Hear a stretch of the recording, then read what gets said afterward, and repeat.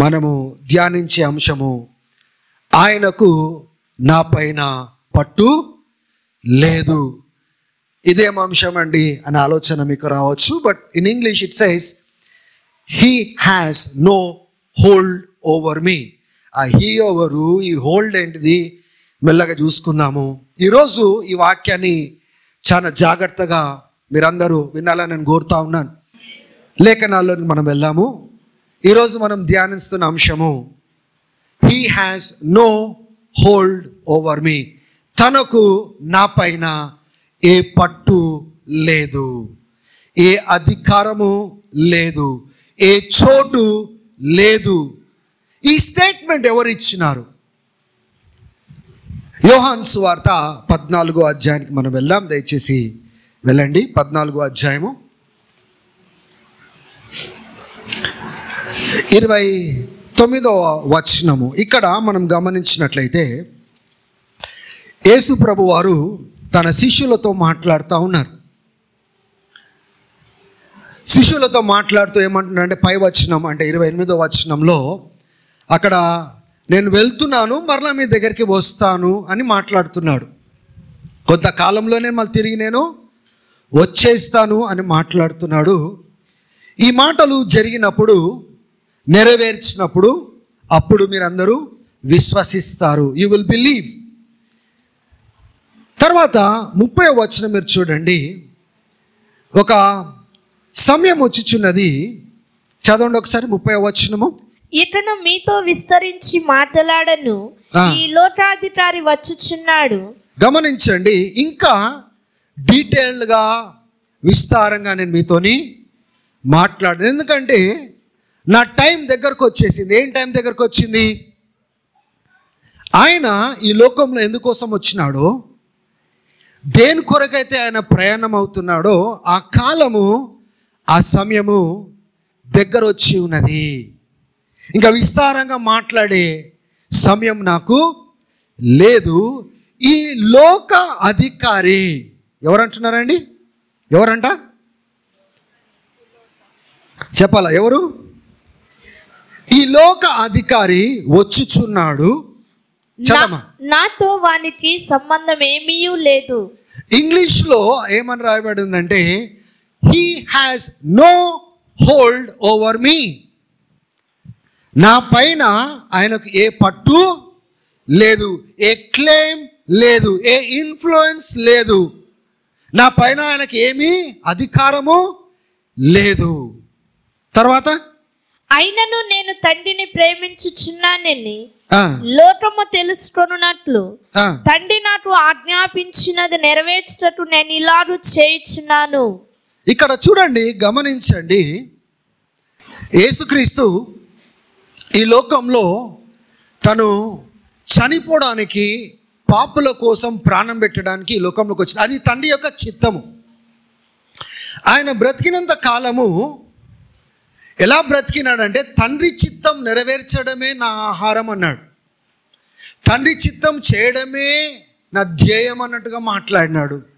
ఎక్కడ కూడా మీరు గమనించండి, ఆయన చింతపడడం కానీ, ఆందోళన చెందడం కానీ ఎక్కడ కూడా మనం చూడము. ఎన్ని పోరాటాలు వచ్చినా, ఎన్ని శోధనలు వచ్చినా, ఎన్ని ప్రతికూలత వచ్చినా కానీ కూడా ఆయన దేని కొరకైతే పిలువబడ్డాడో ఆ పని చేసుకుంటూ ఆయన వెళ్ళిపోయినాడు.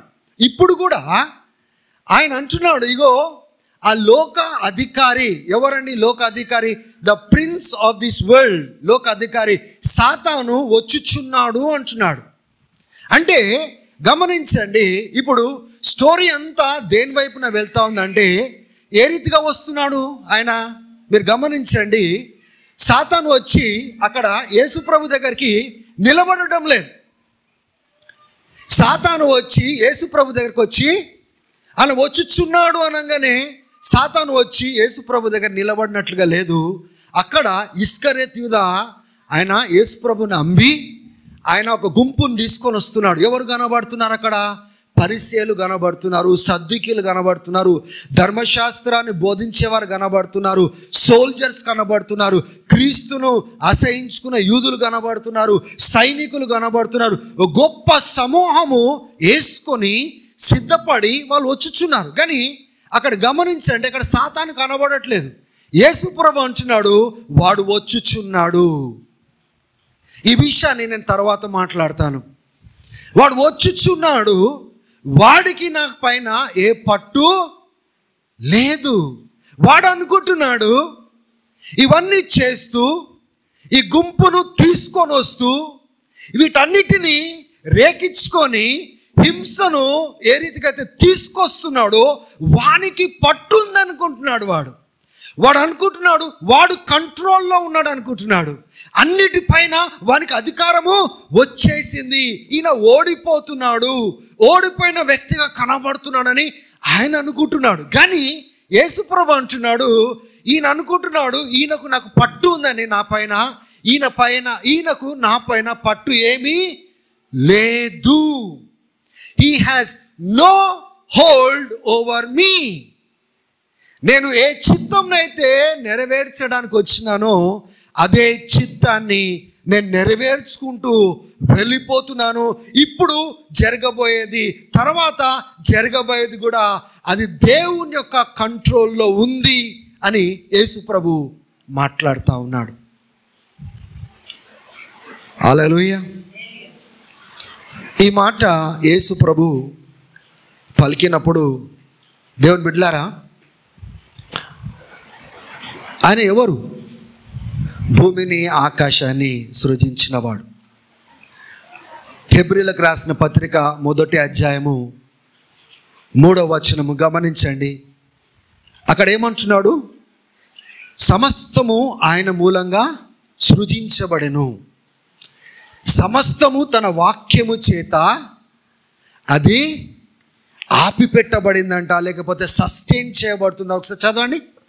ఆయన దేవుని మహిమ యొక్క తేజస్సును ఆయన తత్వము యొక్క మూర్తి మంతమునై ఉండి తన మహత్తుడల మాట చేత సమస్తమును నిర్వహించుచు పాపముల విషయంలో శుద్ధీకరణము తానే చేసి దేవదూతల కంటే ఎంత శ్రేష్టమైన నామం పొందెనో వారి కంటే అంత శ్రేష్ఠుడై ఉన్నత లోకమందు మహామహుడను దేవుని కుడిపార్శ్వమున కూర్చుండెను.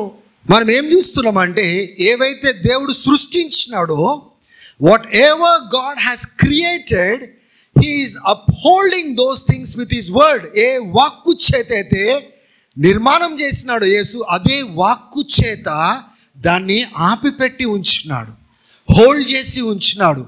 అటువంటి వాడు ఈయన. కొలొస్సీలకు రాసిన పత్రిక చూడండి, 1వ అధ్యాయము 15వ వచనం నుంచి 17వ వచనం వరకు ఈ యేసు ఎవరు?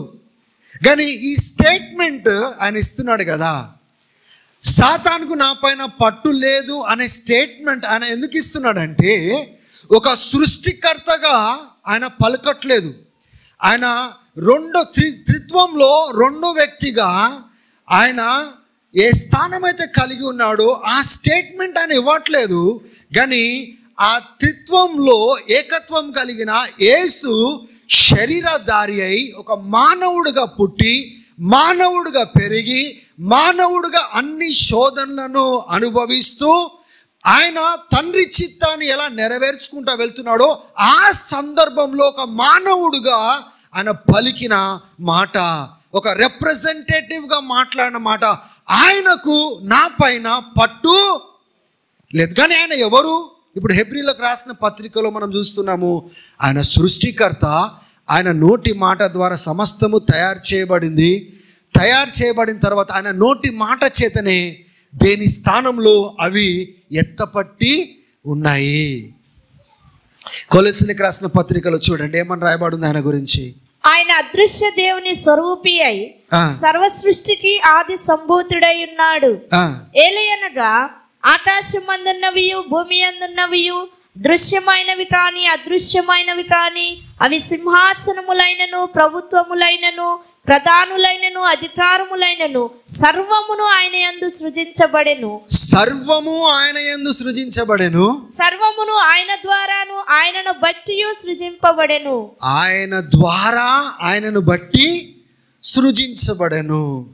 కాబట్టి ఒక దేవుడుగా నిలబడి ఆ యొక్క ఈ లోక అధికారికి నా పైన పట్టు లేదు అని చెప్పడము చాను సులువు. కానీ గెత్సెమనే తోటలో ఏ రీతిగా అయితే యేసు ప్రభు తండ్రి చిత్తాన్ని అప్పగించుకున్నాడో, తండ్రి చిత్తాన్ని నెరవేర్చడానికి ఈ లోకంలోకి వచ్చినాడో, దేని వైపున వెళ్తున్నాడో, మానవుడుగా తన రక్తము కార్చాలి, సిలువలో వేలాడాలి, ఆయా రక్తం చిందించి ఒక బలి కావాలి. గమనించండి, ఇవన్నిటి దృష్టిలో ఆయన మాట్లాడుతున్న ఒక మానవుడుగా he has to bear all these things. ఆయనకు మేకులు కొట్టినప్పుడు గాయం కాలేదు, ఆయన దేవుడు కనుక ఆయనకు గాయం కాలేదు. ఆయనకు బలంతో పొడిచినప్పుడు దేవుడు కనుక గాయం కాలేదు. ఆయనకు దాహం అయినప్పుడు ఆయన దేవుడు కనుక ఆయనకు దాహం కాలే, కానీ బయట నటించినట్టుగా ఆయన చేసినాడా? ఇవన్నీ కాదు. ఆయన సంపూర్ణమైన దేవుడు, సంపూర్ణమైన మానవుడని లేఖనాలు చెప్తా ఉన్నాయి. హల్లెలూయా. ఒకవైపునేమో చూస్తున్నాము ఆయన గొప్పవాడు, శక్తి కలిగిన వాడు, సృజించినవాడు. ఇంకొక రకంగా చెప్పాలంటే సాతాన్ని, అంటే పడిపోకముందు లూసిఫర్ని, ప్రధాన దూతను ఆయన సృష్టించినవాడు. హల్లెలూయా. ఇప్పుడు ఆయన పోరాటము దేన్నైతే ఆయన సృష్టించినాడో మానవుడుగా వచ్చి ఆయనతో పోరాడుతున్నాడు. ఆయనని జయించుటకు వచ్చినాడు. ఆయన శక్తిని నాశనం చేయడానికి వచ్చినాడు. Jesus came in to this world to destroy the works of devil. సాతాను యొక్క క్రియలను నాశనము చేయుటకై ఈ లోకంలోకి ఆయనకు వచ్చినాడు. ఒకవైపునేమో సృష్టికర్తలా కనబడుతున్నాడు కదండి, కానీ ఆయనకున్న అధికారాన్ని అక్కడ వాడినట్లుగా, ఆ స్టేట్మెంట్ ఇచ్చినట్లుగా కనబడడం లేదు. ఒక మానవుడుగా ఏ పని నిమిత్తమైతే వచ్చినాడో, ఏ తండ్రి చిత్తం నెరవేర్చడానికి వచ్చినాడో నెరవేరుస్తూ, తండ్రికి అప్పగించుకుంటూ, తండ్రి యొక్క దృష్టిలో ఆయన నడుస్తూ ఈ మాటను మాట్లాడినాడు. ఒకసారి చూడండి, హెబ్రీలకు రాసిన పత్రిక 4వ అధ్యాయము 15వ వచనము 16వ వచనము. మీకు ఒకవేళ డౌట్ వచ్చినట్లయితే ఈ వచనాలని మనం క్రాస్ చెక్ చేసుకోవచ్చు. 4వ అధ్యాయము 15వ వచనము 16వ వచనంలో ఏమని రాయబడింది అక్కడ? మన ప్రధాన యాజకుడు మన బలహీనతల యందు మనతో అనుభవము లేనివాడు కాడు. కానీ గమనించండి, మన ప్రధాన యాజకుడైన యేసు మన బలహీనతలను అర్థం చేసుకోకుండా ఉన్నవాడు కాదు. ఎందుకు? ఏమని రాయబడింది అక్కడ? సమస్త విషయములలోనూ మన వలె. ఒక నిమిషం అండి, సమస్త విషయాలలో అంటే కొన్ని విషయాల, సమస్త విషయాలలో మనవలెను శోధింపబడినను, మనవలే శోధింపబడినను. గమనించండి, సమస్త విషయాలలో ఆయన శోధించబడ్డాడు. యాజ్ ఏ హ్యూమన్ బీయింగ్, ఒక మనిషిగా, ఏ రిప్రజెంటేటివ్గా వచ్చినాడు, ఒక ప్రతినిధిగా వచ్చినాడో, ఏ మానవులకు ప్రతినిధిగా వచ్చినాడో, ఆయన సమస్త విషయాలలో ఆయన శోధించబడ్డాడు. కానీ పాపము లేనివాడుగా ఉండెను, పాపము చేసిన వాడుగా మనకు కనబడట్లేదు. హల్లెలూయా. తర్వాత ఏమని రాయబడింది? గనుక మనము కనికరింపబడి సమయోచితమైన సహాయము కొరకు కృప పొందునట్లు ధైర్యముతో కృపాసనమునొద్దకు చేరుదము. అందుకోసమే మనతోనేమంటున్నాడు అంటే మనం ధైర్యంగా ఆయన దగ్గరికి రాగలము, కృపా సింహాసనం దగ్గరికి రాగలం.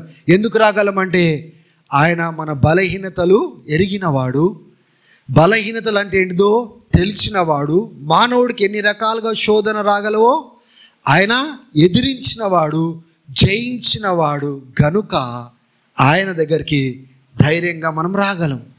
ఇప్పుడు గమనించండి, తనకు కూడా పోరాటాలు ఉండే, తను కూడా జయించవలసిన అవసరత ఉండే. ఏదో ఆయన త్రిత్వంలో రెండో వ్యక్తిగా ఇవన్నీ లేవు, అవసరం లేదు అన్నట్లుగా రాలేదు. లేకపోతే ఆయన సంపూర్ణంగా మానవుల కోసము ఒక ప్రతినిధిగా, ఆయన ప్రాయశ్చిత్తంగా ఆయన బలి కాలేడు. He has to go through everything and then lay his life for human beings.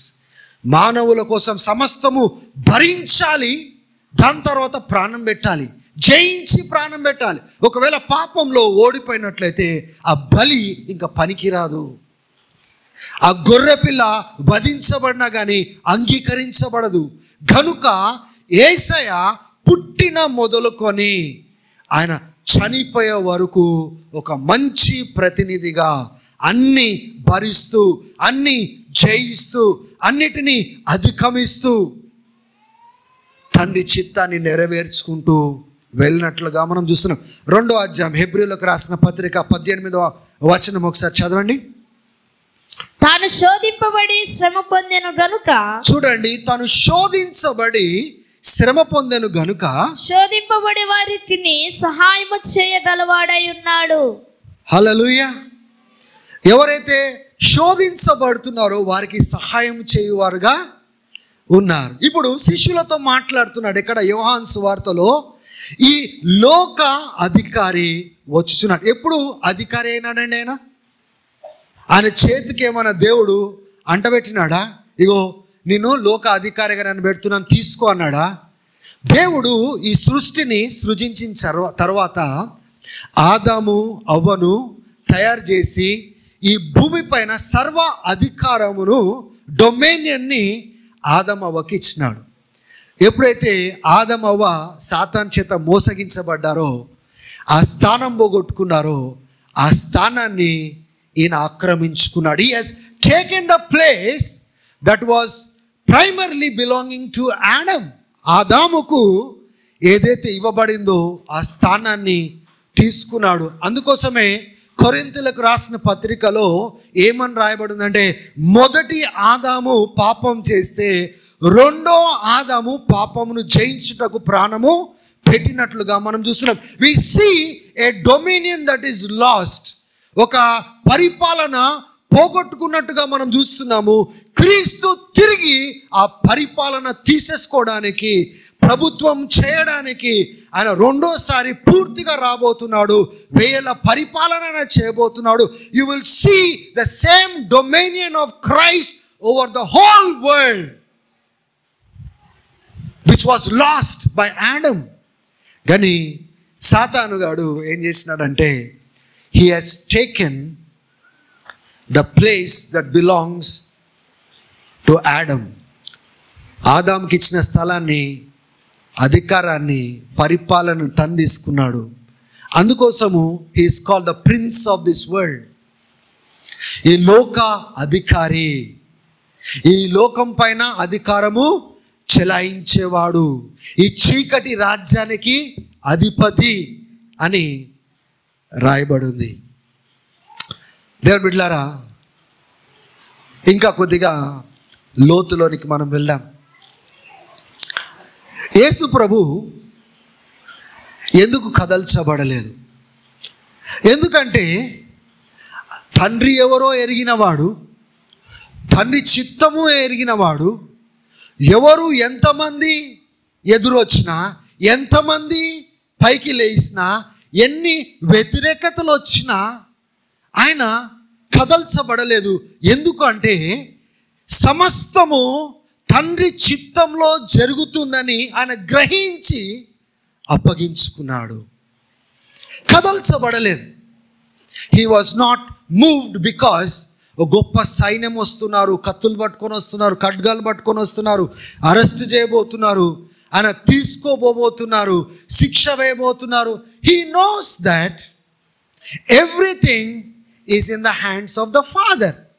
తండ్రి చేతిలో ఉన్నదని గ్రహించినవాడు, తండ్రి యొక్క అధికారంలో ఉందని గ్రహించినవాడు. కనుక ఆయన కదల్చబడలేదు.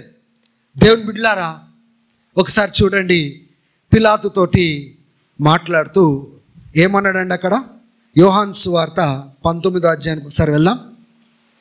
10వ వచనము, 11వ వచనము. ఇప్పుడు నేను కేవలము మీకు డిఫైన్ చేస్తున్నాను. నేను యేసు ప్రభు ఏమన్నాడు, ఎందుకు అన్నాడు, దేన్ని బట్టి అన్నాడో, దాని తర్వాత చివరికి మనము ఆ రీతిగా అనగలుగుతున్నామా?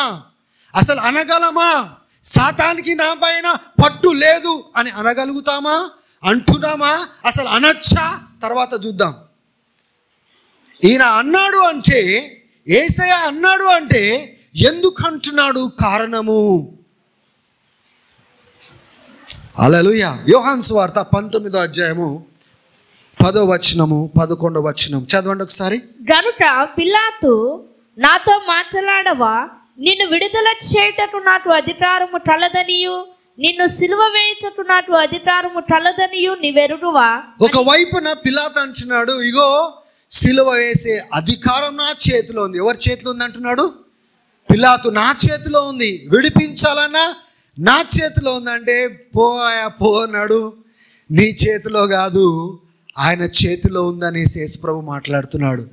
ఎవరికి ఏమి ఇవ్వాలా, ఎవరికి ఏమి ఇవ్వకూడదో నిర్ణయించేది మానవుడు కాదు.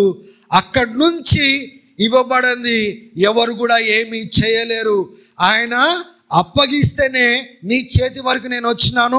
వీళ్ళందరూ నన్ను మోసుకుంటూ ఇక్కడ దాకా తెచ్చినారు, గేలి చేసినారు, ఉమ్ము వేసినారు, బల్లెంతో పొడిచినారు, రాళ్లతో కొట్టినారు, వాళ్ళు రకరకాలుగా నిందించినారు. ఏమేం చేయవలసిందో అన్ని వాళ్ళు చేసినారు. ఇక్కడి వరకు తీసుకొచ్చి సిలువ వేయడానికి వాళ్ళంతా అరుస్తున్నారు. నువ్వు భయపడి ఇగో ఏమంటున్నావు? విడిపించాలన్న నా చేతిలో ఉంది. పై వచనాలు మీరు చూడండి, ఆయన భయపడి అని ఉంటుంది అక్కడ. ఆయన భయపడి ఇగో విడిపించాలన్న నా చేతిలో ఉంది, వేయాలన్నా నా చేతిలో ఉందంటే యేసుప్రభు ఏమన్నాడండి అక్కడ? అందుకు యేసు, పైనుండి నీకు ఇయ్యబడి ఉంటేనే తప్ప నా మీద నీకు ఏ అధికారమునో ఉండదు. అందుచేత నన్ను నీకు అప్పగించిన వానికి ఎక్కువ పాపము కలదనెను. ఏమన్నాడు ఇక్కడ యేసుప్రభు? పైనుంచి వింటున్నారా? అర్థం చేసుకుంటున్నారా? పైనుంచి ఇవ్వబడితేనే తప్ప ఒక వ్యక్తి ఏమి చేయలేడు. నువ్వు అనుకుంటున్నావు అన్ని నువ్వు చేయగలుగుతావు అనుకుంటున్నావు, కానీ పర్మిషన్ ఎవరు ఇవ్వాలి? పైనుంచి ఇవ్వాలి. ఏం జరగాలనేది ఎవరు పర్మిషన్ ఇవ్వాలి? ఆయన ఇవ్వాలి. ఎవరి గురించి నేను మాట్లాడుతున్నానంటే, ఎవరైతే తండ్రి చిత్తంలో ఉంటూ తండ్రితో బ్రతుకుతూ తండ్రి కోసం జీవిస్తున్నాడో ఆ తండ్రి దగ్గర నుంచే పర్మిషన్ రావాలి. ఇది లోకంలో బ్రతికేవాడు కాదు, పాపంలో బ్రతికేవాడు కాదు. ఎట్లా పడితే అట్లా బ్రతికి ఏం జరిగినా తండ్రి నుంచి జరుగుతుందని చెప్పే ఆ స్టేట్మెంట్ కాదు. వాళ్ళ గురించి నేను మాట్లాడట్లేదు. కంప్లీట్గా సంపూర్ణంగా తండ్రికి సమర్పించుకొని తండ్రి చిత్తాన్ని నెరవేరుస్తూ తండ్రి కోసం జీవిస్తున్న వ్యక్తి మాట్లాడుతున్న మాటలు ఏదైనా కానీ అక్కడి నుంచి రావాలి అంటున్నాడు. హల్లెలూయా. గమనించండి, ఒక దగ్గర యేసుప్రభు అంటాడు, పేతురు సాతాను వచ్చి పర్మిషన్ అడిగిండయ్యా, నిన్ను జల్లడబట్టడానికి ఏం అడిగినాడు? పర్మిషన్ అడిగినాడు, కానీ నేను నీ కోసం ప్రార్థన చేసి ఉన్నాను అంటున్నాడు. ఎక్కడి నుంచి పర్మిషన్ రావాలి? అక్కడి నుంచి పర్మిషన్ రావాలి. సాతాను కూడా యోబు జీవితాన్ని మీరు గమనించండి, ఆయన వచ్చి అడుక్కోవాల్సి వచ్చింది. పేతురు విషయంలో మీరు చూడండి, వచ్చి అడుక్కోవాల్సి వచ్చింది. కానీ ఆయన అనుమతి ఇస్తేనే సాతాను ఎంత దూరం వెళ్ళగలుగుతాడో వెళ్ళగలడు. అసలు అనుమతి ఇస్తేనే వాడు కదలగలుగుతాడు, అనుమతి లేకుండా ఏమీ చేయలేడు. కానీ యేసయ్య తండ్రి చిత్తంలో ఉన్నాడు గనుక ఆయన యూద అంబబోతుండగా ఆయన కదల్చబడలేదు. జన సమూహం వచ్చి కత్తులు ఖడ్గాలతోని వచ్చి తీసుకుపోతుంటే ఆయన కదల్చబడలేదు. ఎందుకంటే ఆయనకు తెలుసు సంపూర్ణంగా తండ్రి చిత్తంలో ఆయన కదులుతున్నాడు. ఇవన్నీ తండ్రి ద్వారా అనుగ్రహించబడితేనే తప్ప ఎవరు కూడా ఏమీ చేయలేరు. No one can do anything unless it is given from above. టోటల్గా అటువంటి నిశ్చయతతో ముందు కదులుతూ ఈ స్టేట్మెంట్ అన్నాడు. ఆయన అనుకుంటున్నాడు నా పైన పట్టు కలిగి ఉన్నాడని. He has no hold over me. వానికి నా పైన ఏ పట్టు లేదు అంటున్నాడు. హల్లెలూయా.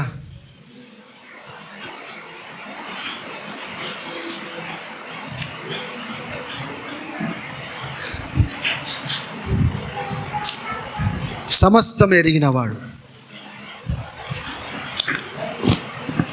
ఎలా చనిపోబోతున్నాడో ఆయన ఎరిగినవాడు, ఎలా చనిపోయి తిరిగి లేవబోతున్నాడో ఎరిగినవాడు, ఎటువంటి గొప్ప మహిమలు దేవుడు కనపరచబోతున్నాడో ఆయన మరణం పునరుద్ధానం ద్వారా ఎరిగినవాడు. అయినప్పటికీ ఎక్కడ కూడా ఆయన పరిస్థితులకు లొంగిపోలేదు, కదల్చబడలేదు. దేవుడు సర్వభావాధికారం కలిగిన దేవుడు కంట్రోల్లో ఉన్నాడు. ఆయన దగ్గర నుంచి ఏదైనా జరగాల్సిందే. ఏదైనా జరుగుతుందంటే ఆయన అనుమతి ఇచ్చిందే. ఆయన దృష్టి అంతా దేని మీద పెట్టినాడంటే సాతాను రాబోతున్నాడు, హింస పొందబోతున్నాడు, దాని మీద దృష్టి పెట్టలేదు. తండ్రి చిత్తం ఏంటి, నేను ఎలా నెరవేర్చాలి, తండ్రి చిత్తం ఏంటి, నేను ఎలా నెరవేర్చాలి. ఆయన దృష్టి అంతా తండ్రి చిత్తం నెరవేర్చడానికే పెట్టినాడు. దేవుని బిడ్డలారా, వాట్ అబౌట్ అస్? మన గురించి ఏంటి? Can we say like Jesus, యేసయ్య చెప్పినట్లుగా, that Satan has no hold upon me, సాతానుకు నా పైన ఏ పట్టు లేదు అని మనం చెప్పగలుగుతామా? యేసయ్య ఏ పాపం చేయలేదు, ఏ శోధనలో పడిపోలేదు, ఎక్కడ కూడా తండ్రి చిత్తాన్ని వీడి బ్రతికినట్టుగా లేదు, దేవునికి అవమానకరంగా బ్రతికినట్టుగా లేదు. ప్రతిదీ కూడా తండ్రి చిత్తానుసారంగా బ్రతికినట్టే ఉంది, తండ్రి చిత్తం నెరవేర్చినట్టుగానే ఉంది. ఆయన చెప్పగలిగినాడు, నేను తండ్రి చిత్తంలో నడుస్తున్నాను కనుక నా చుట్టూ నా పరిస్థితులు ఆయన అనుమతిస్తేనే తప్ప అవి రావు. కానీ వాడు వస్తున్నాడు, వచ్చినా కానీ కూడా వానికి నా మీద పట్టు లేదు, నా తండ్రికి నా మీద పట్టు ఉన్నది అని ఒప్పుకున్నాడు. He was not shaken because of the circumstances and persecution. ఏ హింస అయితే రాబోతుందో హింసకు ఆయన జడియలేదు. కానీ మనము దేవుని బిడ్డలారా, ఈ స్టేట్మెంట్ మనం ఇవ్వగలుగుతామా? ఎవరు ఇవ్వగలుగుతారో అడుగుదాము, ఒక ప్రశ్న అడుగుదాము. సాతానుకు నా మీద పట్టు లేదు అని పాపంలో, చెడుతనంలో మారు మనసు పొందకుండా, రక్షణ పొందకుండా, దేవునితో సంబంధం లేకుండా ఒక వ్యక్తి ఏమని అన్నాడు అనుకోండి, ఇట్లా సాతానుకు నా మీద పట్టు లేదంటే అది నవ్వవలసిన విషయం. ఎందుకు చెప్పండి?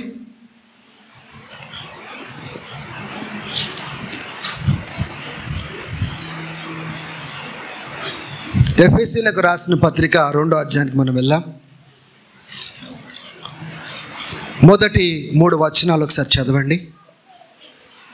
మీ అపరాధముల ఈ లోకమును వెంబడిస్తూ, పాపమును వెంబడిస్తూ, శరీరేచ్ఛలను వెంబడిస్తూ, ఈ లోకంలో అవిధేయతకు నడిపిస్తున్న దురాత్మను వెంబడిస్తూ సాతానుకు నా మీద పట్టు లేదంటే అది కరెక్ట్ స్టేట్మెంటేనా? దేవుల్లో పుట్టలేదు, దేవుల్లో జన్మించలేదు, దేవుని బిడ్డ కాలేదు, దేవుని సొత్తు కాలేదు, సాతాన్ రాజ్యంలో ఉన్నాడు, పాపపు బ్రతుకుతున్నాడు, శరీరేచ్ఛలను వెంబడిస్తున్నాడు, అవిధేయంగా బ్రతుకుతున్నాడు, లోకస్తులు బ్రతికినట్టుగా బ్రతికి సాతానుకు నా మీద పట్టు లేదని ఈ మెసేజ్ విన్న వెంటనే, ఓ సాతానుకు నా మీద పట్టు లేదంటే సాతాన్ ఏమంటాడంటే, పట్టు కాదురా, నిన్ను మింగి పారేసిన నేను, నువ్వు నా వాడివే, నా రాజ్యంలో ఉన్నవాడివే, నా పనిముట్టువే, నాతో కనెక్షన్ కలిగిన వాడివే, నా చిత్తం నెరవేర్చిన వాడివే, నువ్వు చీకట్లో ఉన్నవాడివే, శరీర ఆశలను అనుసరించేవాడివే, నువ్వు నా వాడివే, నాకు అంటే సాతాను నా పైన నా పట్టు లేదంటున్నావా? రే నేను పట్టుకొని నలిపేసినారా అంటాడు వాడు. నాశనం చేసేసిన నేను అంటాడు. ఒకసారి చూడండి ఎఫెసీయులకు రాసిన పత్రిక 2వ అధ్యాయం మొదటి 3 వచనాలు. మీ అపరాధముల చేతను పాపముల చేతను మీరు చచ్చిన వారై ఉండగా ఆయన మిమ్మల్ని క్రీస్తుతో కూడా బ్రతికించెను. మీరు వాటిని చేయుచు వాయుమండల సంబంధమైన అధిపతిని అనగా అవిధేయులైన వారిని ఇప్పుడు ప్రేరేపించు శక్తికి అధిపతిని అనుసరించి ఈ ప్రపంచ ధర్మము చొప్పున మునుపు నడుచుకుంటారు అంటే ఒకప్పుడు మీరు ఈ రీతిగా బ్రతికినారు, కానీ ఆ రకంగా బ్రతికేవారు ఈ స్టేట్మెంట్ ఇవ్వగలుగుతారా? సాతాను నా పైన ఏ పట్టువానికి లేదు. Can anyone who live like this confidently say Satan has no control over me? In fact, they are fully in the control of Satan. హల్లెలూయా. అపోస్తుల కార్యము 26వ అధ్యాయము 18వ వచనం. Acts chapter 16 verse 18. ఒకసారి తీయండి.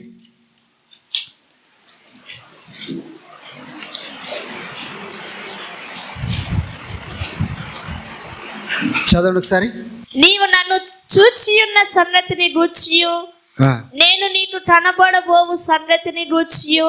దేవుడు అపోస్తలుడైన పౌలుకు దమస్కస్ మార్గంలో ప్రత్యక్షమై పలికిన మాటలు ఏంటిదంటే, ఏ రీతిగా ఆయన శ్రమ పొందబోతున్నాడో, ఏ రీతిగా దేవుడు తనను వాడుకోబోతున్నాడో అక్కడ పలుకుతున్న మాటలు ఇవి.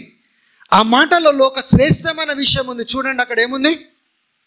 నీవు నన్ను చూచియున్న సంగతిని గూర్చియు నేను నీకు కనబడబోవు సంగతిని గూర్చియు నిన్ను పరిచారకుని గాను సాక్షిని గాను నియమించుటకై కనబడి ఉన్నాను.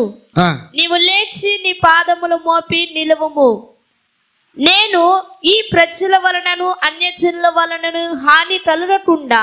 ఇంగ్లీష్ లో ఇలాగుంది verse 18. it says to open their eyes, వాళ్ళ కళ్ళను తెరుచుటకు, that they may turn from darkness to light, వాళ్ళు చీకటి నుంచి ఆశ్చర్యకరమైన వెలుగులోనికి తెచ్చుటకును, from power of Satan to God, సాతాను యొక్క అధికారం నుంచి, శక్తి నుంచి దేవుని యొక్క అధికారంలోనికి తెచ్చుటకును నేను నిన్ను వాడుకోబోతున్నాను అని దేవుడు మాట్లాడుతున్నాడు అక్కడ.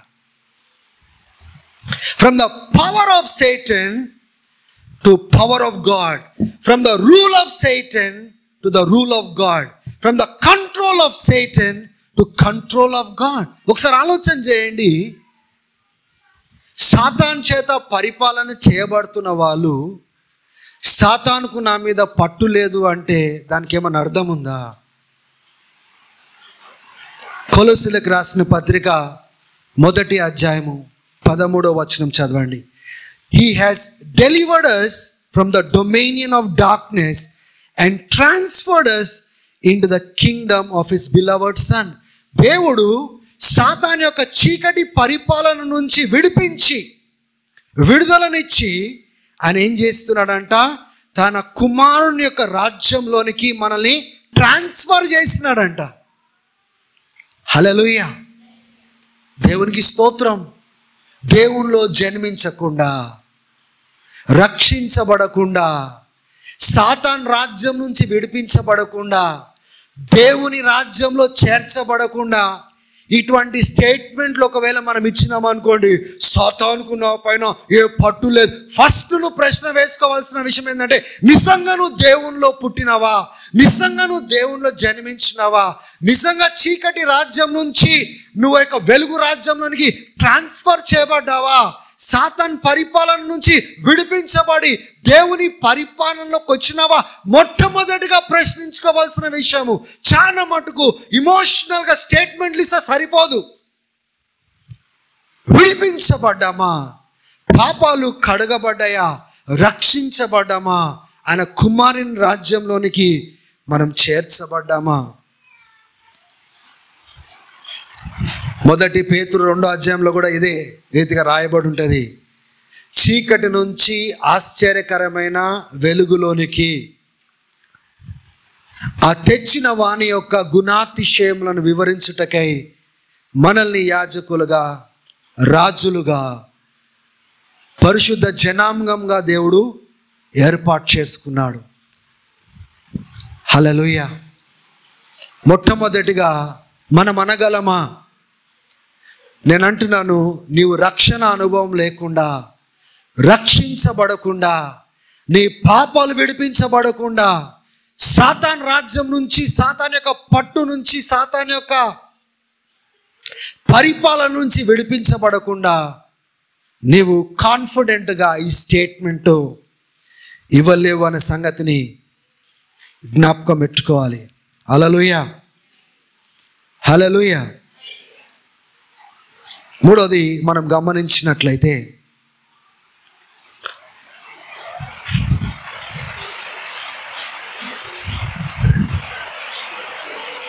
నిజంగా ఒకవేళ రక్షించబడినట్లయితే,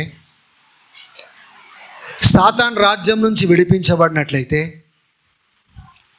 సాతాను పరిపాలన నుంచి మనం విడిపించబడినట్లయితే, దేవుని రాజ్యంలో చేర్చబడినట్లయితే మనము ఈ మాట అనగలుగుతున్నామా? ఈ ప్రశ్న జాగ్రత్తగా ఆలోచన చేయండి. మీ అందరితో నేను మాట్లాడుతున్నాను. మీరు నిలుచొని సాతానుకు నా పైన ఏ పట్టు లేదు అని మనం చెప్పగలుగుతున్నామా?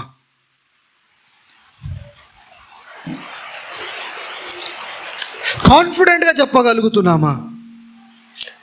ఎందుకు చెప్పలేకపోతున్నాము అంటే, ఏ లోకాన్నైతే ఆయన పరిపాలిస్తున్నాడో, ఏ పాపంనైతే ఆయన గట్టిగా గుప్పెట్లో పెట్టుకున్నాడో, ఈ చీకటి ప్రపంచాన్ని ఏలుతున్నాడో, దాంతో విశ్వాసులకు మంచి కనెక్షన్లు ఉన్నాయన్నమాట. కనెక్షన్లు పెట్టుకొని శరీరేచ్ఛలను వెంబడిస్తూ, లోకానుసారమైన బ్రతుకుతూ, సంఘంలోకి వచ్చినప్పుడు ఒకలాగా కనబడుతూ, ఇంటికి వెళ్ళిన తర్వాత ఇంకొకలాగా బ్రతుకుతూ జీవిస్తున్న వారు సంపూర్ణంగా పరిశుద్ధంగా బ్రతకకుండా, పవిత్రంగా సమర్పించుకోకుండా, తండ్రి చిత్తానికి అప్పగించుకోకుండా ఎవరండి కాన్ఫిడెంట్గా చెప్పగలుగుతారు సాతానికి నా పైన పట్టు లేదని? మీరు చెప్పగలుగుతారా సాతానికి మీ పైన పట్టు లేదని? ఎక్కడెక్కడ పట్టుకున్నాడో చూడండి మిమ్మల్ని. కొందరు ఉంటారు, ఇప్పుడు చూడండి, సేమ్ ఒక సింపుల్గా ఎగ్జాంపుల్ నేను చెప్తాను. ఈ ఫోన్ ఉంది కదా, ఫోన్ మంచి విషయాలకు కూడా వాడచ్చు, దేవునితో కనెక్ట్ అయ్యే దాని విషయంలో కూడా వాడుకోవచ్చు దీన్ని. తర్వాత ఈ ఫోన్ని సాతాను ఏవేవైతే శోధనలు తీసుకొస్తున్నాడో, పాపం తీసుకొస్తున్నాడో, వాటన్నిటికీ కనెక్ట్ అవ్వచ్చు అదే ఫోన్తో. మీరు గమనిస్తున్నారా? ఫోన్లో ఏం చూస్తున్నారు మీరు? దేవునికి సంబంధించినవి చూస్తున్నారా? సాతాను మనల్ని ఆకర్షించే చూస్తున్నారా? ఆ ఫోన్లో గడిపినంతసేపు సాతాను మీ పైన పట్టు కలిగినట్టు కనబడుతుండా, లేకపోతే దేవుడు మీ పైన పట్టు కలిగినట్టు కనబడుతుండా? ఎంతసేపు ఆ ఫోన్తో మనం గడుపుతాము? దినము రాత్రి బైబిల్తో గడపము, ప్రార్థనలో గడపము, ఫోన్తో గడుపుతాము. ఆ ఫోన్లో దేంతో కనెక్ట్ అయి ఉంటాము? ఏదో శరీర సంబంధమైంది, ఏదో లోకపరమైంది, ఏదో శరీరాన్ని ఎంటర్టైన్ చేసేది, టైం పాస్ చేసేది. సాతాను వచ్చి ఏవేవైతే ఇవ్వాలనుకుంటున్నాడో వాటన్నిటినీ ఆ ఫోన్లో మంచిగా మనకు ఆఫర్ చేస్తూ ఉన్నాడు. దేవుని బిడ్డలారా, దాంట్లో సినిమాలు ఉంటాయి, అశ్లీల చిత్రాలు ఉంటాయి, చెడ్డగా నగ్నంగా ఉండేటివి ఉంటాయి, మంచి అన్నీ అంటే సాతానికి మంచిగా అనిపించేవి, శరీరానుసారికి మంచిగా అనిపించేవి, నడిచే వాళ్ళకు అవి వాళ్ళకి మంచిది అనమాట. అవన్నీ మంచి అన్నీ అక్కడ ఉన్నాయి కాబట్టి దాంతో కనెక్ట్ అయి ఉంటాము. కనెక్ట్ అయి ఉండి ఆదివారం రాగానే సాతానుకు నా మీద ఏం పట్టు లేదు. పట్టు లేదా? పట్టు లేదా? పట్టు ఇచ్చింది ఎవరు? నీవు కాకపోతే, నేను కాకపోతే ఎవరు పట్టునిచ్చినారు? వాడు ఏం చేస్తున్నాడంటే దాన్ని ఒక మార్గంగా ఎంచుకొని, దాన్ని ఒక ఆశ్రయగా తీసుకొని వాడు మెల్లగా ప్రవేశిస్తాడు. మెల్లగా ప్రవేశించి దాంట్లో ముంచేస్తాడు. ముంచేసి యేసేకు చెందిన బిడ్డలను ఆయన ఏం చేస్తాడు? ఈడ్చుకొని లాక్కొని పోతుంటాడు. ఎక్కడి వరకు తీసుకొని వెళ్తాడంటే నాశనం అయ్యే వరకు తీసుకొని పోతాడు. వాళ్ళ ఆత్మీయత పోగొట్టుకునే వరకు తీసుకుపోతాడు. దేవునితో సంబంధం తెగిపోయేటట్టుగా చేస్తాడు. ప్రార్థన జీవితము లేకుండా చేస్తాడు. దేవునితో సహవాసము లేకుండా చేస్తాడు. దేవుని బిడ్డలతో సహవాసము లేకుండా చేస్తాడు. దేవుని పైన ఇంట్రెస్ట్ పోతుంది. ప్రార్థనలో గడపడానికి ఇంట్రెస్ట్ పోతుంది. దేవుని సన్నిధికి వచ్చి దేవుని యొక్క ముఖాన్ని వెతికే ఇంట్రెస్ట్ పోతుంది. కానీ అది పట్టుకొని చూడాలనిపిస్తూ ఉంటుంది. దాంతోనే గడపాలనిపిస్తూ ఉంటుంది. తిప్పుతూ ఉంటారు గంటలు గంటలు గంటలు. ఈ దినము నేను చెప్తున్న మాటలు జాగ్రత్తగా వినండి. ఆ సంవత్సరం యొక్క చివరి దశలో మనం వచ్చినాం. ఈ సంవత్సరం అంతా పోగొట్టుకోవడానికి కారణం ఏంటి తెలుసా? దేవుని పట్టు మన మీద ఉన్నందుకు కాదు, సాతానికి చోటులు ఇచ్చినాం మనము. We have given place for him to have a hold in our life.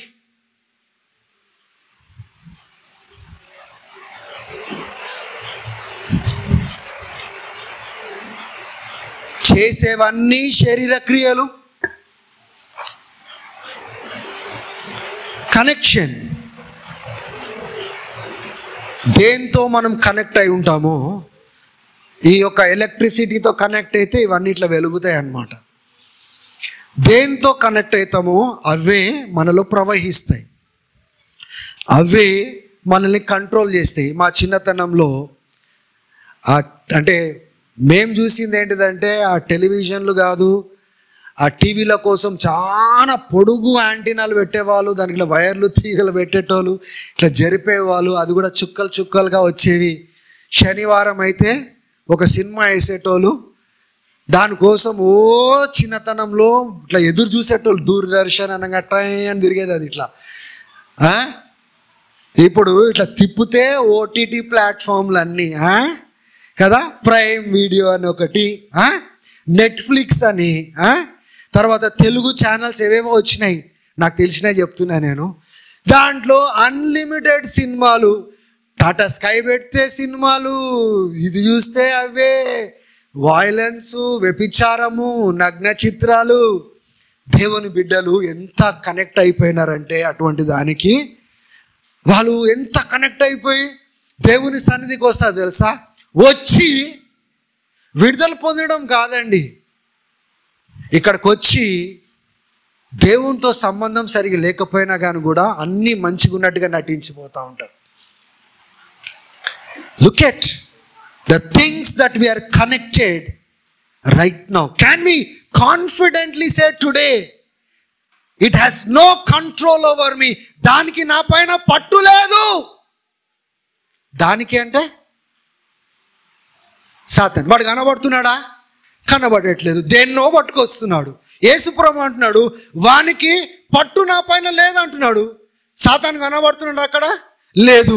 వేరే వాళ్ళని రేగిచ్చుకొని వస్తున్నాడు. వాడు ముందు రాడు, దేన్నో ముందుకు తీసుకొని వస్తాడు.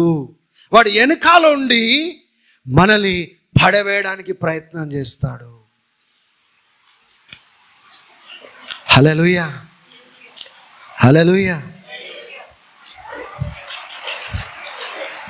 మన జీవితంలో కూడా ఒకవేళ దేవుని చిత్తంలో బ్రతుకుతున్నప్పటికీ, దేవుణ్ణి వెంబడిస్తున్నప్పటికీ, దేవునితో కొనసాగుతున్నప్పటికీ సాతాను మనుషులను రేపి హింసను తీసుకొని రావచ్చు.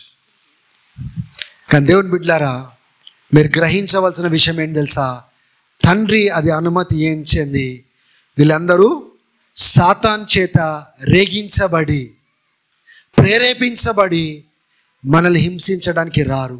యేసయ్య తను తాను ఏ రీతిగా అప్పగించుకున్నాడో మనం కూడా అప్పగించుకోవాలి. ప్రకటన గ్రంథంలో 2వ అధ్యాయంలో మనం చూస్తాం కదా, 9వ వచనం నుంచి 11వ వచనం వరకు అక్కడ అంటాడు, 10 దినాలు సాతాను సంఘంతో అంటాడు యేసు ప్రభు, సాతాను మిమ్మల్ని హింసించబోతున్నాడు, మిమ్మల్ని చెరసాల్లో వేయబోతున్నాడు, కొందరు చనిపోతారు, కానీ మరణం వరకు నమ్మకంగా ఉన్నట్లయితే ఇది మీకు ఇస్తాను అంటున్నాడు. యేసు ప్రభు అక్కడికి హింస రాదు అని చెప్పట్లేదు, వస్తుంది అంటున్నాడు. ఎవరికి వ్యతిరేకంగా హింస వస్తుందని చెప్తున్నాడు?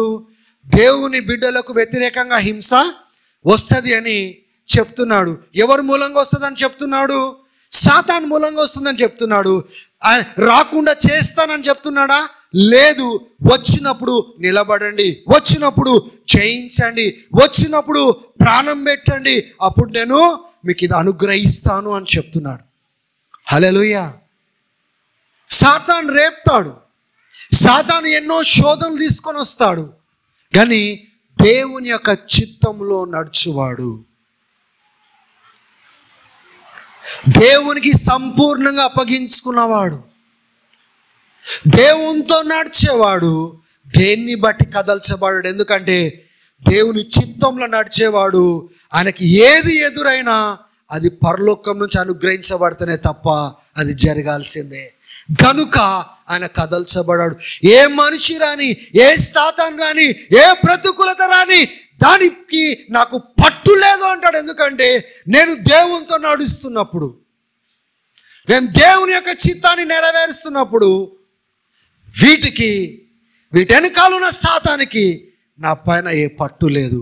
I will continue to do the will of God. కానీ దేవుని బిడ్డలారా, లోకంతో కనెక్షన్ పెట్టుకొని, శరీర క్రియలతో కనెక్షన్ పెట్టుకొని, చీకటితో కనెక్షన్ పెట్టుకొని, లోక వ్యవహారాలతో కనెక్షన్ పెట్టుకొని, దేవుని బిడ్డలారా సాతానుకు చోటునిచ్చి ఎట్లా పడితే ఎట్లా బ్రతికి రకరకాలైన నానా శోధనలు తెచ్చుకొని సాతానుకు నా పైన పట్టు లేదు అని మనం చెప్పలేము, ధైర్యంగా చెప్పలేము, సాతానికి చోటునిచ్చుకుంటా చెప్పలేము.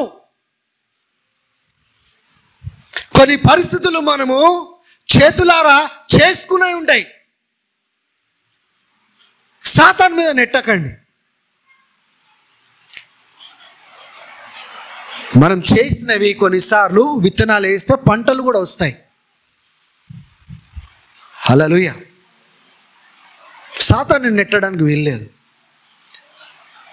సాతాను కొన్ని సందర్భాలలో దేవుని బిడ్డల జీవితంలో ఒక పరికరంగా వాడబడతాడు అంతే. సాతాను తెలియదు, పిచ్చోడు, మూర్ఖుడు. వాడు అనుకుంటున్నాడు, అబ్బా నాకు అవకాశం దొరికేసింది అనుకుంటాడు. వాడికి తెలియని విషయం ఏంటిదంటే దేవుడు దాన్ని, ప్రతికూలమైన దాన్ని అనుకూలంగా మార్చబోతున్నాడు అన్న సంగతి వాడికి ఎరిగిన జ్ఞానుడు కాదు, మూర్ఖుడు. హల్లెలూయా, దేవునికి స్తోత్రం. కానీ ఎవరు ఇంత కాన్ఫిడెంట్గా చెప్పగలుగుతారండి?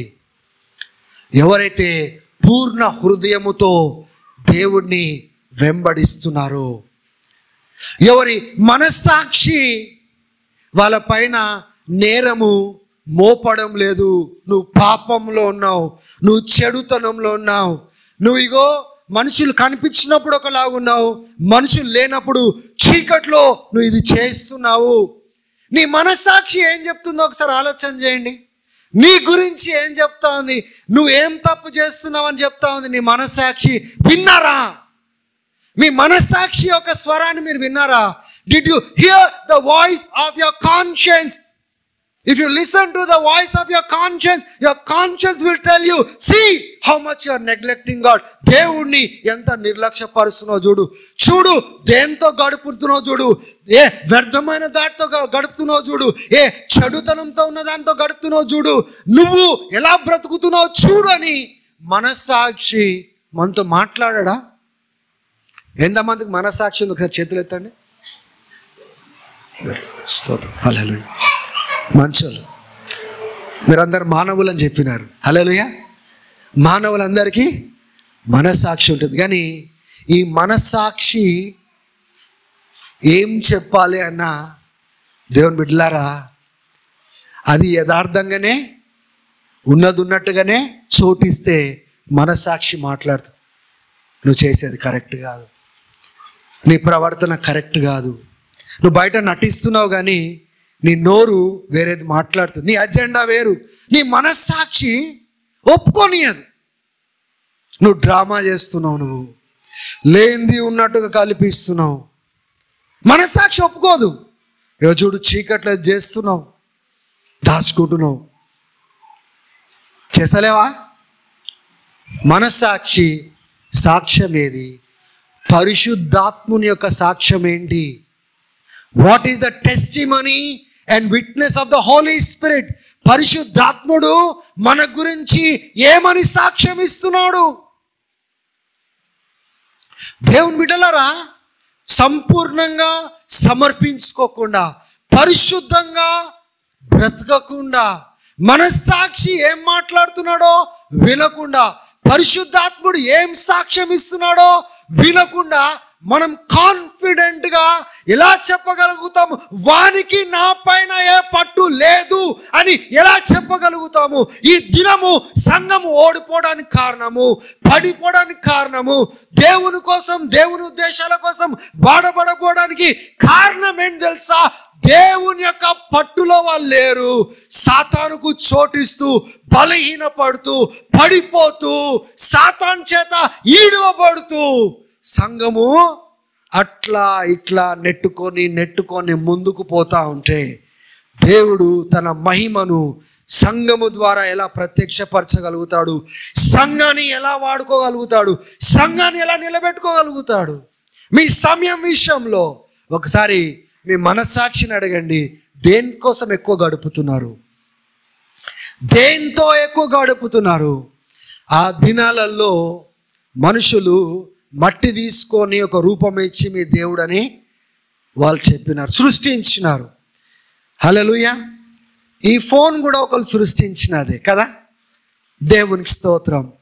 అక్కడ ఆ మట్టితో తయారు చేసింది, అది మనిషి కావచ్చు, జంతువు కావచ్చు, ఏదైనా కావచ్చు, మొక్కుతారు. అంటే అక్కడే వాళ్ళ ముఖం పెట్టుకొని చూస్తూ ఉంటారు. ఈ ఫోన్ కూడా తయారు చేసింది కూడా మనిషే. ఇప్పుడు ఏం చేస్తూ ఉంటారు? ఫోన్ దగ్గరే గడుపుతూ ఉంటారు, ఫోన్తోనే గడుపుతుంటారు, దాని ముఖం చూసుకుంటూనే కూర్చుంటారు, దివారాత్రం దానికే మొక్కుతూ ఉంటారు. దేవుని బిడ్డలారా, దాన్ని కరెక్ట్గా అవసరమైన దానికి వాడండి. నా దగ్గర కూడా ఫోన్ ఉంది. ఆన్లైన్ ట్రాన్సాక్షన్ చేయాలంటే ఫోన్ కావాలి, ఎవరితోనైనా కమ్యూనికేషన్ చేయాలంటే ఫోన్ కావాలి, అవునా? ఏదైనా మెసేజ్ అప్లోడ్ చేయాలన్నా ఫోన్ కావాలి, ఏదైనా డిబేట్లు వినాలన్నా ఫోన్ కావాలి, ఏదైనా నేర్చుకోవాలనుకున్నా ఫోన్ కావాలి. సరి అయిన దానికోసము వాడచ్చు. కానీ మనం ఏం చేస్తున్నాం తెలుసా? దాన్ని ఒక విగ్రహముగా తయారు చేసి ఉన్నాము. సమయం దొరికితే బైబిల్ పట్టుకోరు, సమయం దొరికితే ప్రార్థన చేయరు, సమయం దొరకంగానే దేన్ని పట్టుకుంటారు?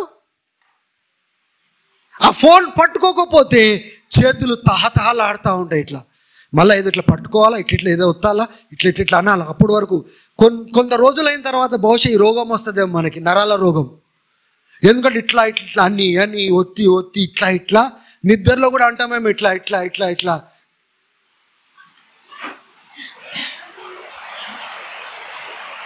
స్తోత్రం, హల్లెలూయా.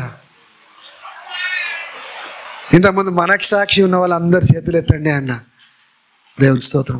ఒకసారి స్మార్ట్ ఫోన్ ఉన్న వాళ్ళందరూ ఒకసారి చేతులు ఎత్తండి.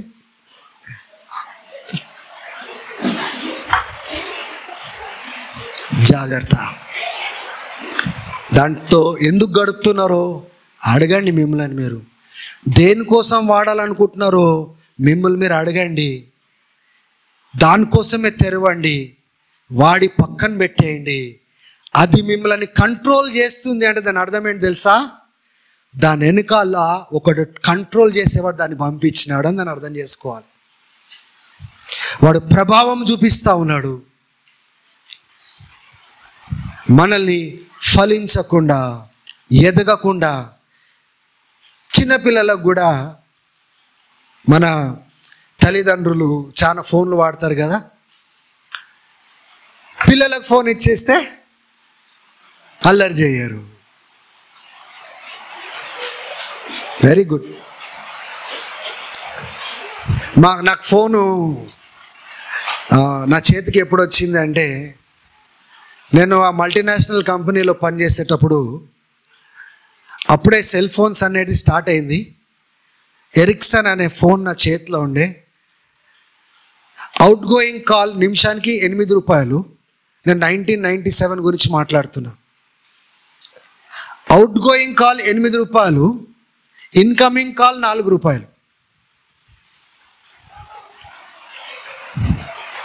ఒకటే నెల వాడినా పక్కన పడేసిన నేను, ఎందుకంటే ఇంత పెద్ద బిల్లు వచ్చింది. హల్లెలూయా. దేవుని బిడ్డలారా, ఆ దినాలలో క్రెడిట్ కార్డు వాళ్ళు మా ఆఫీస్ చుట్టే తిరిగేటోళ్ళు. ఎందుకంటే ఎవరు శాలరీస్ మంచిగా ఉంటే వాళ్ళ క్రెడిట్ కార్డులు ఇవ్వడానికి మా లాబీలోనే కూర్చునేవాళ్ళు. ఫ్రీగా వచ్చి మేము ఇస్తాం సార్ అంటే ఒకటి నేను చెప్పిన, ఆ క్రెడిట్ కార్డు ఏంటిదో చక్కగా నాకు తెలియదు, ఎట్లా వాడాలో నాకు తెలియదు, వాడి ఎట్లా కట్టాలో కూడా నాకు తెలియదు, నాకు ఇంట్రెస్ట్ కూడా లేదు, నాకు వద్దు అని చెప్పాను. 1997 ఈ దినం వరకు నాకు క్రెడిట్ కార్డ్ లేదు. నాకు దేవుడు నేర్పించింది ఏంటిదంటే, నీ అకౌంట్లో ఉంటేనే వాడు, లేకపోతే నా వైపున చూడు, నేను నిన్ను పోషిస్తా అని చెప్పినాడు దేవుడు. ఉంటే తిను, లేకపోతే గమ్మున ఉండు, కానీ ఈ అప్పుల పాలు కాకు అని చెప్పినాడు. మన పుత్రులు ఏం చేస్తారంటే, వాళ్ళు వచ్చి కాడిస్తాం బ్రదర్, మీకు 2 lakhs credit limit, 5 lakhs credit limit, 10 lakhs credit limit. వాడేమన్నా ఫ్రీగా ఇస్తుండా? నువ్వు అప్పు తీసుకుంటున్నావు, బానిసమవుతావు, వాడు నీ చుట్టూ తిరుగుతాడు, ఇంట్రెస్ట్ వేస్తాడు, నీ కాంటాక్ట్ నెంబర్లన్నీ పెట్టుకొని 10 మందికి చెప్తాడు, నీ క్రెడిట్ రేటింగ్ తగ్గిపోతుంది, నువ్వు జీవితం అంతా డబ్బులు కట్టుకుంటూనే కూర్చోవాలి, సాతానుకు బానిసైపోయి బ్రతకాలి. ఎందుకు చెప్పండి? చోటిచ్చినాము, ఉన్న దాంట్లో బ్రతకడం అలవాటు చేసుకోలేదు, ఉన్న దాంతో బ్రతకడం అలవాటు చేసుకోలేదు. చేతులు ఇక్కడ పెడతాము, అక్కడ పెడతాం. సాతాను అంటే రా రా రా రా రా రా, ఒక మంచి మార్గం ఉందిరా, దా కమ్, చూడు ఇట్లా పోతే నీకు మస్తు. ఇక చూడాలా, బయట పోయినప్పుడు ఇట్లా తీస్తారు. డాడీ నాకు అది నచ్చింది అనగా తీసుకోబెట్ట, సర్రని గీక్తారు, ఇట్లా తీసుకోనానా. అమ్మగారికి అప్పటికే 10 అంటే ఏమనుకోవద్దు, 10 పర్సులు ఉంటాయి అండి. అది బాగా కనిపిస్తుంది కదా. ఆ అండి గారు ఏం చేస్తారంటే సర్రని గీక్తారు ఇట్లా. స్తోత్రం, హల్లెలూయా. సంపాదించేదేమో ఇంత, ఖర్చు చేసేది ఇంత. ఎవరికి బానిసలు అవుతారండి? ఎవరి దగ్గర చేతులు చాపినారో వాళ్ళకి బానిసలు అవుతారు. రేపు వచ్చి మీ ఇళ్ళ చుట్టూ తిరిగినప్పుడు మీకు అర్థమవుతుంది. వాళ్ళు చర్చి పాయే, ప్రార్థన పాయే, దేవుడు పాయే. ఇప్పుడు అంతా పొద్దున లేచినప్పటి నుంచి రాత్రి వరకు దేనికోసం పరిగెత్తుతున్నారు? డబ్బులు సంపాదించనీకన్నా, లేకపోతే డబ్బులు కట్టడానికి, రొటేషన్ చేయడానికి, వీళ్ళని వాళ్ళని వాళ్ళని వీళ్ళని. ఇక స్టోరీ నడుస్తూ ఉంటుంది. బ్రదర్ మీ దగ్గర డబ్బులు ఉన్నాయా? బ్రదర్ నేను మళ్ళీ ఇచ్చేస్తా, ఫస్ట్ వీక్లోనే నీకు ఇచ్చేస్తా డబ్బులు. చీ చీ చీ చీ, I will give you next, నేను జస్ట్ రాగానే మీకే ఇచ్చేస్తా. ఎవరు ఊబిలో పడ్డారు చెప్పండి? కాపరిగా చెప్పే బాధ్యత లేదా నాకు? ఎవరు ఊబిలో పడ్డారు? ఎవరి దగ్గర చేతులు చాపినారు? మీ శక్తి ఎంత? నువ్వు చేసిన ఖర్చు ఎంత? అది అవసరం ఉండేనా? లేకుండే. వాళ్ళు ఊరుకుంటారా? ఊరుకోరు. తిప్పలు పెడతారు, సిగ్గు తీస్తారు, 10 మందిలో సాక్ష్యాలు పోతాయి. కొందరు విశ్వాసుల గురించి ఎత్తుక్కుంటూ చర్చలకు వచ్చినారు తెలుసా. వచ్చి అన్నా నీ ముఖం చూసి నేను వదిలినా అన్నా అని చెప్పిపోయిన వాళ్ళు కూడా ఉన్నారు. ఎందుకు అంటే సాతానికి చోటు ఇవ్వడము. వాడు ఎన్నో రకాలుగా వస్తాడు. ఈ దినము నేను అడుగుతున్నాను, విశ్వాసులారా,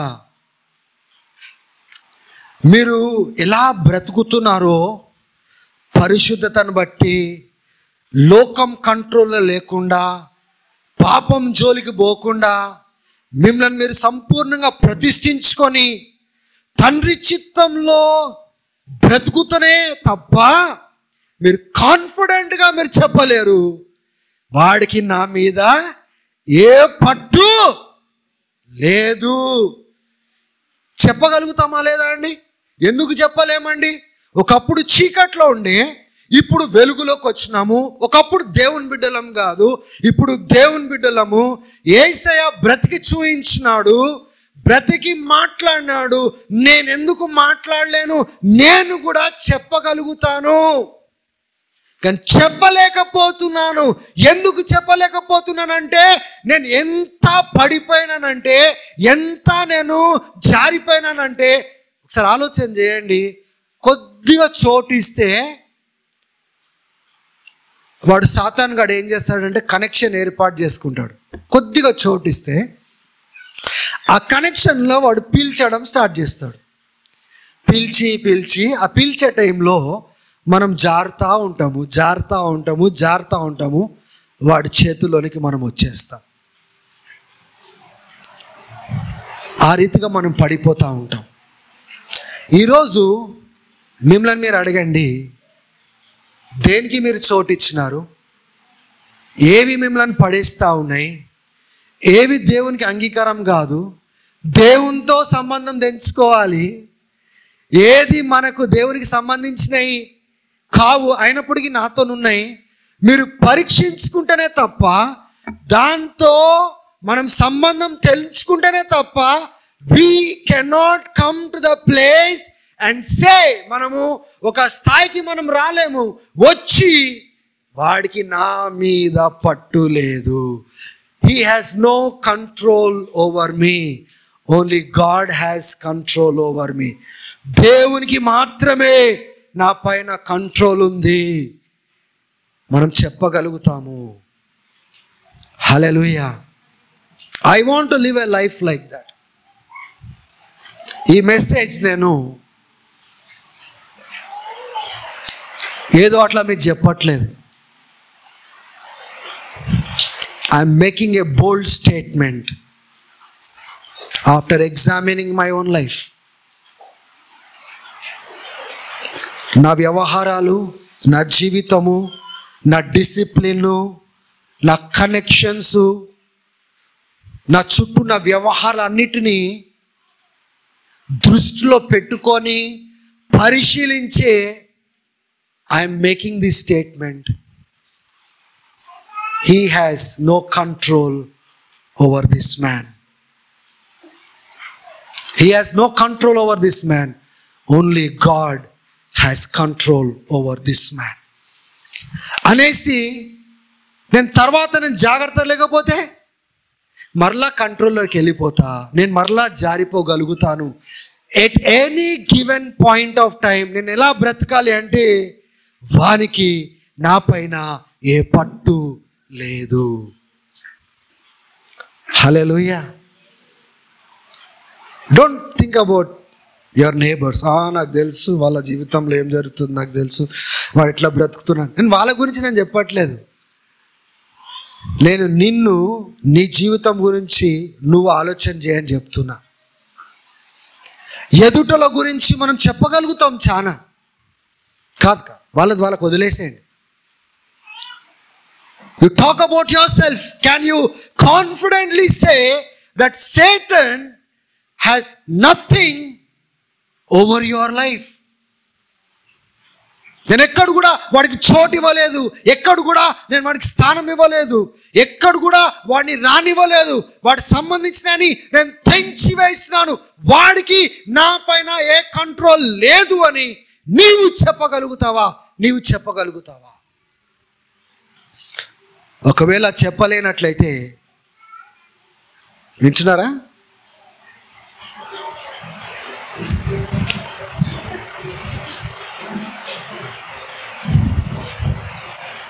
ఒకవేళ చెప్పనట్లయితే, యునో వై ఇక్కడికి వచ్చినాం చూడండి, దానికి లాభం లేదు.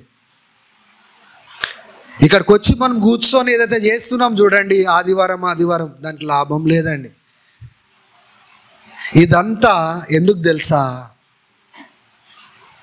ఆయన కంట్రోల్లో రానికి, ఆయన కంట్రోల్లోనికి రాకుండా సాతాన్ యొక్క కంట్రోల్లోనికి పోయేవన్నీ చేసి ఆదివారం రానికి కాదు.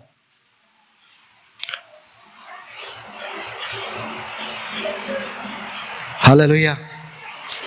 కానీ ప్రతి విశ్వాసి సాతానికి సంబంధించినవి, చీకటికి సంబంధించినవి, శరీరానికి సంబంధించినవి, పాపానికి సంబంధించినవి, చీకటికి సంబంధించిన అన్నిటినీ తెంచి వేసుకొని ఎక్కడు కూడా సాతానికి చోటు ఇవ్వకుండా వాడికి నా పైన పట్టు లేదు అనే స్టేట్మెంట్ ఇవ్వగలిగితే ఆ సంఘము ద్వారా దేవుడు గొప్ప కార్యాలు చేసుకోగలుగుతాడు. ఈరోజు మనం పరీక్షించుకోవాలి. What things are connecting me to the world of Satan.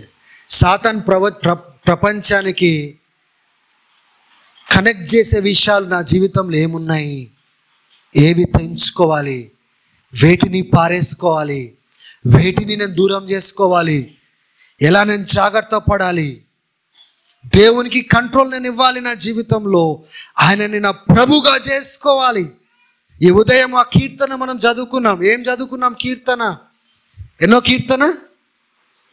ఆ కీర్తనలో ఏమని రాబడింది? దేశస్తులందరూ ఆయన ప్రభు అని తెలుసుకోవాలి. You make him the lord of your life. నీ జీవితానికి ఆయన ప్రభుగా చేసుకోవాలి. అన్నిటిపైన అధికారము, కంట్రోల్ ఆయనకు ఉండాలి. సాతానికి మనం ఇవ్వకూడదు. సాతాను ఈ శరీరాన్ని వాడుకుంటాడు, లోకాన్ని వాడుకుంటాడు, పాపాన్ని వాడుకుంటాడు. దేవుని బిడ్డలారా జాగ్రత్త. హల్లెలూయా. మనమందరం లేచి నిలబడి ప్రార్థన చేద్దాం.